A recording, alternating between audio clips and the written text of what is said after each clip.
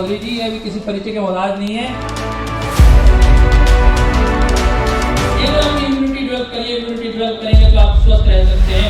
ऐसी घोषणा करने वाला निर्भीक व्यक्ति सेनानी हमारा भाई ऋषिभाई राय चौधरी।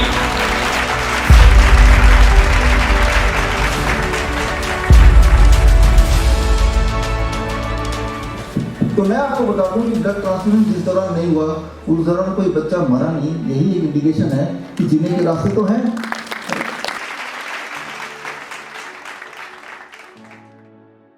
नमस्कार, नेशनल खबर देख रहे हैं आप और मैं प्रज्ञा झा। नेशनल खबर अभी गुरुग्राम में मौजूद है, अमिटी यूनिवर्सिटी है ये, और यहाँ पर आज एक इवेंट का आयोजन किया गया था जिसमें देश और दुनिया के जितने भी वक्ता हैं जो हेल्थ से जुड़ी हुई टिप्स, बातें, इलाज, इन सारी चीज़ों के बारे में ज़िक्र करते हैं, वो आज यहाँ पर मौजूद थे। और इवेंट के बारे में अगर मैं बताऊँ तो ये है 6th नेचुरोपैथी डे जो आज यहाँ मनाया जा रहा था, और तमाम जो वक्ता हैं और साथ ही जो हेल्थ एक्सपर्ट्स हैं वो सभी यहाँ पर मौजूद थे, चाहे INO के हों या फिर किसी और संस्था के जो प्रमुख लोग होते हैं वो सभी यहाँ पर मौजूद थे। आखिर उन्होंने क्या कहा उसके बारे में आपको बताएंगे, और साथ ही आज इस इवेंट के जो एक मुख्य चेहरा था वो थे डॉक्टर विश्वरूप रॉय चौधरी, जिन्होंने चाहे हिम्स के बारे में हो, चाहे उनके इलाज के बारे में हो, चाहे मरीज़ों के बारे में हो, किस तरीके से नेचर हील करता है इसके बारे में ज़िक्र किया। और साथ ही आज हमारे साथ मौजूद होंगी हिम्स प्रीमियर गुरुग्राम की संचालिका विधिका बत्रा। तो आखिर इस पूरे इवेंट में क्या चीज़ें थी और क्या कहा गया इसके बारे में आपको जानकारी देते हैं। मेरे साथ यहाँ पर डॉक्टर विश्वरूप रॉय चौधरी जी मौजूद हैं और साथ ही हिम्स प्रीमियर गुरुग्राम की संचालिका विधिका बत्रा दोनों ही मौजूद हैं। आप दोनों का सबसे पहले स्वागत है हमारे चैनल पर। सर, आज के इस पूरे इवेंट का मोटिव क्या रहा है, और मैंने जैसे आपकी स्पीच वगैरह भी सुनी है, तो इसमें सारी चीज़ें आपने हिम्स में कैसे इलाज किया जाता है, ये सारी चीज़ें बताइए। तो बताइए। इस वक्त हम अमिटी यूनिवर्सिटी के कैंपस में, जो कि गुड़गांव में है, और गुड़गांव में हमारा हॉस्पिटल है हिम्स प्रीमियर, विधिका जी जो चला रही हैं, तो ये आप जानते हैं। तो यहाँ पे अभी नेचुरोपैथी डे मनाया गया है, जिसमें हरियाणा योग जो संघ है, आयोग है, जो गवर्नमेंट ऑफ हरियाणा का ही एक इकाई है, उनके पार्टिसिपेशन से, आयुष मिनिस्ट्री के ऑर्गेनाइजिंग से और एमआईटी यूनिवर्सिटी के साथ मिलके ये योग दिवस मनाया जा रहा है। इसमें जो मेरा यहाँ आने का पर्पस था कि हम हिम्स प्रीमियर में किस तरह से डायलिसिस के पेशेंट्स को, कैंसर के पेशेंट्स को हम ठीक करते हैं using all this natural sciences, right, जो कि हम आपके चैनल में तो कितनी बार आया, हॉट वाटर इमर्शन से या हेड डाउन टिल्ट से, all those things are so simple and so powerful, right. So यही चीज़ लोगों को मोटिवेट करने के लिए, उनको बताने के लिए, पूरे देश से आपने देखा लोग आए हुए हैं, राइट। तो हमारे यहाँ के vice chancellor professor PD Sharma ji भी यहाँ पे थे, उन्होंने भी बड़ा अप्रिशिएट किया। तो मुझे लगता है कि नेचुरोपैथी में भी बहुत सारी चीज़ें ऐसी हैं जो लोगों तक पहुँचाना बाकी है। जो आज हमने लंग्स की बात की, हमने किडनी की बात की, तो ये भी है तो नेचुरल साइंस ही, लेकिन ये हमारे जो नेचुरोपैथ हैं उनको पता नहीं है। इनफैक्ट किसी को भी नहीं पता, चाहे वो किसी भी तरह का डॉक्टर हो। तो लोगों को हम सिखाना चाहते हैं ताकि सब अपना डॉक्टर खुद बन जाएं। हर एक को हिम्स प्रीमियर ना तो आना पड़े, ना ही हर एक इंसान अफोर्ड कर सकता है। जो तो अफोर्ड नहीं कर सकता वो घर पे अपना इलाज कर सकता है। अब नेचुरोपैथी का फ्यूचर क्या देखते हैं? कई लोगों के मन में सवाल यही आता है कि नेचुरोपैथी ठीक है, और भी तरीके की पैथीज हैं, तो इस पैथी का फ्यूचर क्या आगे? आपने आज के उसमें मैंने बताया कि सिर्फ एक ही तरीका है ठीक होने का, वो यही तरीका है, नेचर साइंस। नाम कुछ भी देते हैं इसको, नेचुरोपैथी बोलें, नेचर साइंस बोलें, this is the only way to heal. इसके अलावा कोई तरीका नहीं कोई इंसान को ठीक करने का, या ठीक होने का, या ठीक रहने का। ये जितनी आसानी से कोई समझ ले उतना आसान होगा। जो नहीं समझेगा तो वो जीवन भर स्ट्रगल करता रहेगा, बीमार रहेगा। यही फर्क है। विधिका, आपको इस पूरे इवेंट के बारे में, साथ ही हिम्स प्रीमियर को लेकर अगर आप कुछ कहना चाहें, बताइए। The whole event was very nice. Basically, I think ऐसे बहुत सारे events और होने चाहिए ताकि लोगों को और स्पेशली यूथ को पता चले कि how important naturopathy is. Because अभी भी यूथ, और I think अभी लोग जानते ही नहीं इस बारे में। Like Acharya ji just said that अभी भी लोग बहुत confused हैं कि हमें करना क्या चाहिए. Even when people come to the hospital, they believe in it, पर फिर एक शंका कहीं ना कहीं रहती है कि मैम एक बार हम एलोपैथी करके देख लें. तो I think more awareness is required. और इस तरीके के इवेंट से जैसे यूथ भी था हमारे साथ, तो उन सब ने सुना सुना सब कुछ और सर की बातें भी सुनी है, बहुत लोगों तक बहुत सारी चीज़ें पहुंची हैं। सर कुछ आप कहना चाहेंगे हमारे व्यूअर्स से? लोग दंग थे, है ना? Yes, पीपल, इवन हमारे जो वाइस चांसलर वो दंग थे कि ऐसा हॉस्पिटल हो सकता है, राइट? सो हमारे जो hospital it competes with allopathy, fees भी उनसे ज़्यादा है, राइट? क्योंकि नेचुरोपैथी का मतलब ये नहीं कि गरीब science, it is the most wonderful science. ये हम मोस्ट मॉडर्न तरीके से लोगों तक पहुंचा रहे हैं थ्रू हिम्स प्रीमियर। तो अभी आपके अभी surprising is we are getting all kind of patients from autoimmune to arthritis, even small diseases, and which has become very big just by going to the allopathy. फिर हम शुरू यहाँ से हुई थी and it has become really big, but now they are all getting cured, obviously by SIRS protocols only. जी, thank you so much both of you हमें join करने के लिए और इतनी अच्छी जानकारी देने के लिए। बहुत शुक्रिया आप दोनों का। Thank you. ये चलता है कि बच्चा जिंदा रहना चाहिए, उसके ब्लड खत्म होने से पहले अगला ब्लड चढ़ जाए, ब्लड ट्रांसफ्यूजन। तो blood transfusion is part of allopathy. तो जब तक हम उसका ऑल्टरनेट नहीं निकाल देंगे, हम नेचुरोपैथी को सही मायने नंबर 1 नहीं बोल सकते। लेकिन इंटरेस्टिंग बात ये हुई, बहुत ही इंटरेस्टिंग बात ये हुई, जैसे भी जयदीप आर्य जी ने बोला था, आज से 2-3 साल पहले जो आपने देखा जिसे हैं, तो वो एक ऐसा समय था जब सब कुछ बंद हो गया, लेकिन हॉस्पिटल बंद हो गए। हमारे पास थैलेसीमिया के करीब इस वक्त 500 बच्चे हैं। हमने उनसे रिव्यू लिया कि जब ये सब सारे हॉस्पिटल बंद हो गए तो आपका जो हर महीने का ब्लड ट्रांसफ्यूजन होना था वो कैसे हो रहा था, पहली बात। और उस वक्त तो ब्लड डोनेशन कैंप भी बंद हो गए, तो ना तो ब्लड कोई दे रहा था ना हॉस्पिटल खुला था। तो तब मुझे पता चला कि उस वक्त तो उनका काम चल गया बिना ब्लड लिए ही। तो फिर मैंने कहा उसके बाद क्या हुआ कि जब दोबारा हॉस्पिटल खुला, डॉक्टरों ने फ़ोन किया आप आ सकते हैं, दोबारा से हमने ब्लड चालू करके लेना। तो मैं आपको बता दूं कि ब्लड ट्रांसफ्यूजन जिस दौरान नहीं हुआ उस दौरान कोई बच्चा मरा नहीं। यही एक इंडिकेशन है कि जीने के रास्ते तो हैं। तो और उसके बाद वो बच्चे, ऐसे बच्चों को हमने ऑनलाइन जोड़ा और ऐसे बच्चे उस समय के बाद से लेके अब तक पिछले 1 साल में हमने ड्राइव किया, 1 साल से ज़्यादा हो गया, 23 जुलाई लास्ट ईयर में ड्राइव शुरू किया। और ऐसे खूब सारे बच्चे हैं पूरे देश में जो एक टाइम पे हर महीने ट्रांसफ्यूजन में डिपेंडेंट थे, लेकिन आप 1 साल से ऊपर हो गया कि they are transfusion free, means बिना ब्लड ट्रांसफ्यूजन के। और ना केवल ट्रांसफ्यूजन फ्री, उनको हमारे हॉस्पिटल या हमारे पास आने की जरूरत नहीं थी। उनमें से बहुत सारे लोग मुझे जानते भी नहीं होंगे, बट वो सारे बच्चे ठीक हो गए हैं। रास्ता वही है जो रास्ता अभी आपने सुना, जो आपको ऑलरेडी पता है।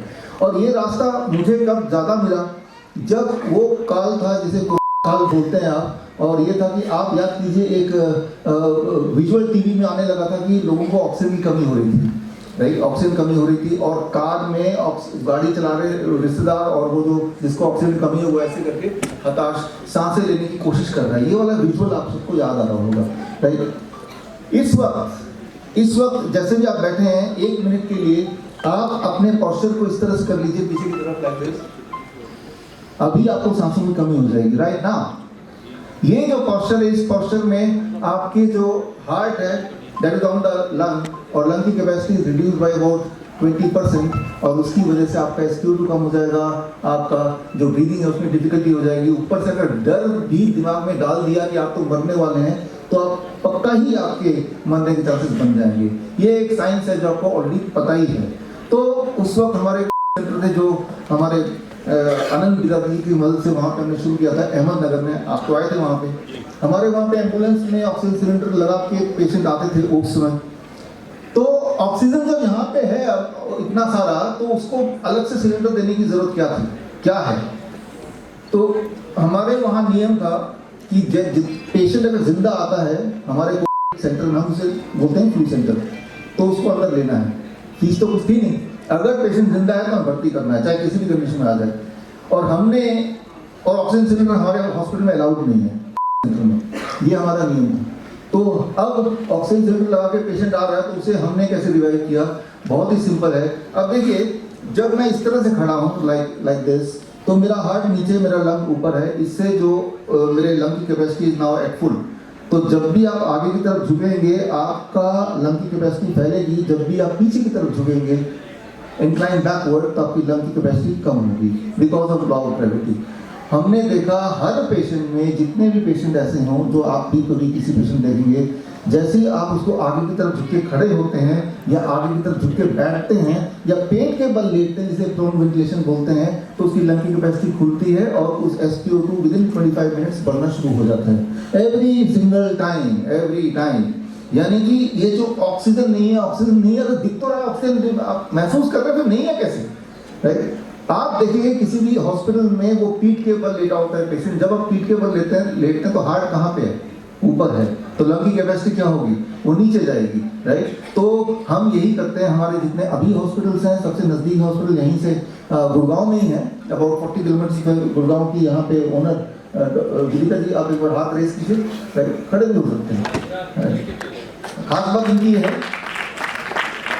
इनकी है कि ये पहले खुद कैंसर की मरीज रही हैं काफ़ी साल तक। जब इन्होंने इन्हीं पद्धति से ठीक हुए, जो उसकी बात आज सुबह से चल रही है, तो इन्होंने प्रण लिया कि मैं अपनी बाकी की ज़िंदगी पेशेंट को इसी पद्धति से ठीक करूंगी। और वो हॉस्पिटल गुड़गांव में इन्होंने खोला हिम्स प्रीमियर के नाम से।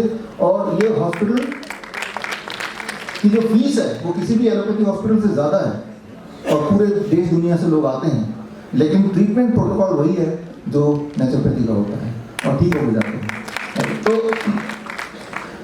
हमने ये देखा कि लॉ ऑफ ग्रेविटी यूज करके आप पेशेंट की ब्रीदिंग को नॉर्मलाइज कर सकते हैं। ओनली 5% पेशेंट ऐसे होते थे जो नॉर्मलाइज फिर भी नहीं होते थे। उसके लिए एक और टूल हम इस्तेमाल करते हैं अभी भी, वो ये फैन, पंखा। ये फैन जब मैं इसको ऐसे लगा रहा हूँ और ये मेरे नाक से करीब 6 इंच दूर है, इस फैन की ठंडी हवा जब मेरे इस पोर्शन में पड़ रही है तो इसके पीछे रिसेप्टर्स छुपे हुए हैं। वो रिसेप्टर मेरे लंग में सिग्नल देगी और लंग उससे और खुलेगा, राइट? और लंग खुलते ही सांसें इंप्रूव होना शुरू हो जाता है। इस पूरे प्रक्रिया को लगते हैं 5 से 10 minute to start and to feel. उसका SpO2 बढ़ेगा और ऑक्सीमीटर लगा के रखेंगे और वैसे भी वो बोलेगा कि मुझे ठीक लग रहा है। तो कई बार हमारा जो हेल्पलाइन है, जो इमरजेंसी हेल्पलाइन अभी भी 24 घंटे खुला है, हमारे इमरजेंसी हेल्पलाइन के माध्यम से जो हमारे पेशेंट्स हैं किसी भी समय 24 घंटे फ़ोन कर सकते हैं। They are train little bit कि फ़ोन करते हैं कि भाई पेशेंट को सांस नहीं आ रहा, पेशेंट जिद कर रहा है, मुझे हॉस्पिटल ले चलो। पेशेंट को कोई फेथ नहीं हमारे इस तरीके। मैंने कहा चलो हॉस्पिटल ही ले चलो, उसको ऐसे करो गाड़ी के आगे वाले सीट पे बिठा दो, और जब हॉस्पिटल नज़दीक आने लगे उसको बोलो खिड़की खोले और बाहर झांके कि भाई बाहर हॉस्पिटल कितनी दूर रह गया है। और जब बाहर झांकेगा तो ठंडी हवा लगेगी नाक में, उसका ऑक्सीजन इनटेक बढ़ जाएगा और वो बोलेगा मैं ठीक हो गया हूँ। हर बार ऐसा होता था। जब तक कि हॉस्पिटल पहुँचने लगता है तब तक इसकी ब्रीदिंग ठीक हो जाती है। तो छोटी सी बात है, याद रखिए, it is a gravity based है। आप अपने लंग की कैपेसिटी को बढ़ा सकते हैं, आप अपने लंग की कैपेसिटी को घटा सकते हैं। किसी को अगर पीठ के बल लेटाएंगे तो उसकी लंग की कैपेसिटी घटेगी, किसी को पेट के बल लेटाएंगे तो लंग की कैपेसिटी बढ़ेगी। और उसके अलावा और भी बढ़ाना हो तो आपके पास ये टूल है, 200 रुपये का, इससे बढ़ जाएगा। हमारे हॉस्पिटल में हर कमरे में ये रखा रहता है, राइट? लेकिन और ये जो मैं बोल रही हूँ मेरा आविष्कार नहीं, ये पहले से प्रूवन साइंस है। चाहे वो नेचुरोपैथी की बात करें, चाहे मॉडर्न मेडिसिन की बात करें, इट इज ऑलरेडी प्रूवन। तो ऑक्सीजन सिलेंडर पे निर्भरता मैंने नहीं देखी किसी की है ज़रूरत, अगर वो ये करेगा तो, राइट? जब तक ये नहीं करेगा तब तक ज़रूरत होगी या नहीं होगी वो एक डिबेटेबल चीज़ है, लेकिन ये करेगा तो। अब बात आती है कि जो लॉ ऑफ ग्रेविटी हमने लंग्स को एक्सपेंड करने के लिए यूज़ किया, लंग की एक्टिविटी को बढ़ाने के लिए यूज़ किया, can we use the same law of gravity for kidney failure patients? जितने सारी बीमारियों के नाम आप जानते हैं उनमें अगर सबसे दुखदायी, सबसे पेनफुल कोई बीमारी है तो मुझे लगता है क्रॉनिक किडनी डिजीज़, जिसमें हफ्ते में 2 बार 3 बार डायलिसिस में जाना पड़ता है। डायलिसिस का सिंपल मतलब ये है कि आपका पूरा 5 लीटर का खून बॉडी से बाहर जाता है, वो फिर प्रोसेस होकर दोबारा बॉडी के अंदर आता है। तो ये 5 लीटर खून का बाहर जाना और दोबारा अंदर आना, आप इमेजिन कर सकते हैं कि कितना पेनफुल है, और जो कि हर दूसरे दिन करना है।